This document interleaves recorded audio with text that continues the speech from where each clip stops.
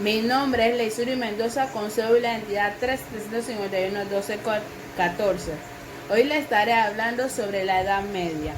La Edad Media o medievo es el periodo de la historia de la civilización occidental que se da en los siglos V y XV. Se inicia en los años 476 con la caída del Imperio Romano Occidental y finaliza en los años 1492 con el descubrimiento del continente americano. La Edad Media se dice que es la etapa de transición en todos los ámbitos, en lo económico, para la situación de modo de producción de esclavismo pasa al modo de producción del feudalismo. De manera social se da la derogación de la definición de los ciudadanos romanos y se define como estamento medieval. En el ámbito político se deroga la estructura del Imperio Romano y da inicio a nuevas estructuras, dando que los poderes se van a otras manos. La Edad Media se caracteriza principalmente por el señor feudal.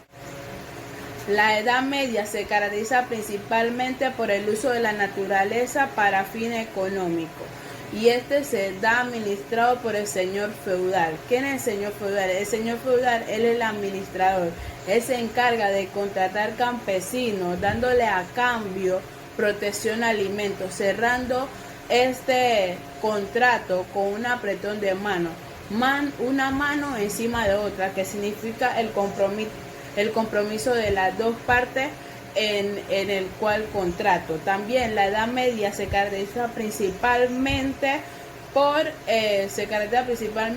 que Dios se encuentra en la cúspide de la estructura social. Esta Edad Media se basa principalmente en su religión y en su religión y su cultura. En la Edad Media me hace pensar y me llama mucho la atención porque se basa principalmente en un señor que es encargado de administrar todo las tierras del rey. Como habíamos hablado anteriormente, en la Edad Media se basa principalmente en la religión y con ella se le otorgaba a Dios como el supremo. Como hoy en día, Dios hacía que los frutos que producían los campesinos llegaran a su término y a Dios se le atribuía toda la honra de todo lo que pasaba aquí en la tierra. También la religión en la Edad Media también se encargaba del tiempo. Gracias a la campana de la iglesia, las personas se daban de cuenta si es que el día pasaba o las horas que pasaban diariamente. La época medieval está dominada por el papel central que desempeña la religión cristiana. La estructura eclesiástica organiza también las vidas en la sociedad, vigilando la vida civil y el trabajo. La iglesia legitima la organización secular del poder carolingio, gracias al hecho de que es una representante de Dios en la tierra. La Edad Media es una de las etapas más fascinantes de la historia. Es un periodo que se caracteriza fuertemente por la existencia del sistema feudal o feudalismo. Un mundo de nobles, campesinos, tributos, vasallos, feudos y monarquías debilitadas. Pero más allá de esto, el mundo medieval estuvo dominado por la Iglesia católica o cristiana.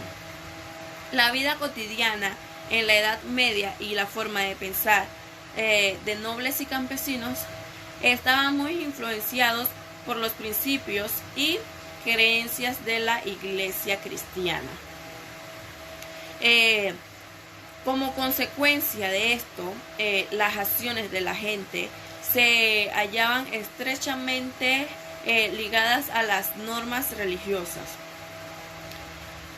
Fue una época de mayor esplendor de la iglesia y en concreto de la iglesia católica, ya que ésta tenía mucha influencia sobre la sociedad. Muy buenas tardes, estimado profesor César, compañeros. Voy a compartirles 4 puntos importantes que pude observar en el video, que trata sobre, primer punto, sobre el fenómeno onírico o fenómeno del sueño. El otro punto es la relación estrecha entre la cultura oral, la cultura académica y la cultura popular. Y los otros 2 puntos son lo que es el fenómeno cultural de la magia y el pecado. Como primer punto, vamos a hablar sobre el fenómeno. Los sueños eran vistos con 2 aspectos, uno positivo y el otro negativo. En cuanto al positivo, podíamos señalar de que estos tenían varias lecturas, como visiones celestiales que anunciaban el camino de la redención, sueños que anunciaban premonición sobre alguna victoria, sueños que señalaban el descubrimiento de alguna reliquia. Sin embargo, el sueño era asociado al cuerpo, por lo que era considerado como transmisor de tentaciones carnales el cuerpo, y por ende no podría ser aceptado como una premonición de hechos futuros, ya que esto se le atribuía a lo que era a Dios. De tal forma que la Iglesia reprimió por largo periodo este tipo de actividad sonírica. Bien, en cuanto a la cultura oral, académica y popular, podemos señalar que se establecían lazos entre estas culturas que evidentemente anunciaban las relaciones y complejidad entre estos movimientos. En cuanto a la cultura académica, que era exclusiva de los eruditos y usaban lo que era el latín como forma de expresión, y esta se transmitía a través de las escrituras. Se podían ver eventos de transacciones menores, como venta de un bien inmobiliario, entre otros tipos de transacciones comerciales. Y en cuanto al movimiento popular, instintamente está relacionado con lo que es la religión y se nutre de sermones, predicaciones, apariciones, relatos y milagros, destinado más que todo a una audiencia de hombres y mujeres de baja extracción. Se puede decir que el 90% en la época medieval de la población era analfabeta, o sea, era muy poco lo que manejaban lo que era el letrado o el conocimiento sobre la lectura. Y ciertamente esta relación entre estos movimientos conllevaba a aspectos bastante importantes. Se puede señalar que los pobladores, cuando estaban reunidos en los sermones, el predicador asociaba las escrituras o las letras con las imágenes que estaban en los alrededores, por lo que se llegó a tal punto de que los soldados o los que iban a las batallas se encontraban con aspectos o no se encontraban, o sea, creaban ideas o ilusiones en el campo de batalla sobre aquellas historias que habían escuchado en la cultura popular. Bien, hablemos sobre el fenómeno que trata sobre la magia. Y es que ciertamente este fenómeno no solamente se observó en la época medieval, sino en casi todas las épocas históricas, y que ciertamente está encrucijada con lo que es la cultura académica y popular. Sin embargo, esta relación es bastante estrecha, tanto como cuando el vasallo se entrega a su señor. Así era ilustrada esta relación entre la magia y los diferentes aspectos culturales.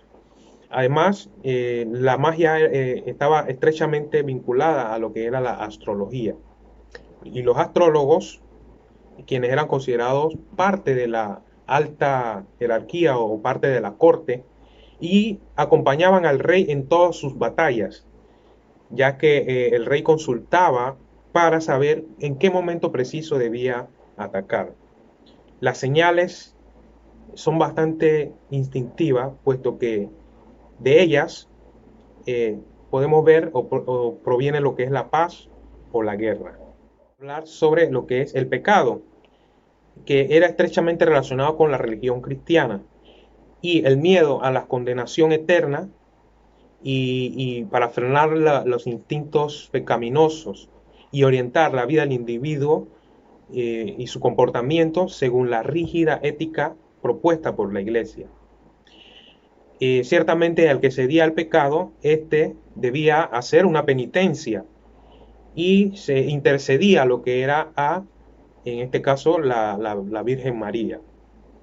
Ante esta situación del pecado, la Iglesia le dio al hombre medieval para que no cediera o no diera tregua al pecado y a Satanás, unas herramientas conocidas como los 10 mandamientos, los 12 artículos de la fe, junto con algunos sermones para que el hombre pudiera hacer frente al pecado y no ceder.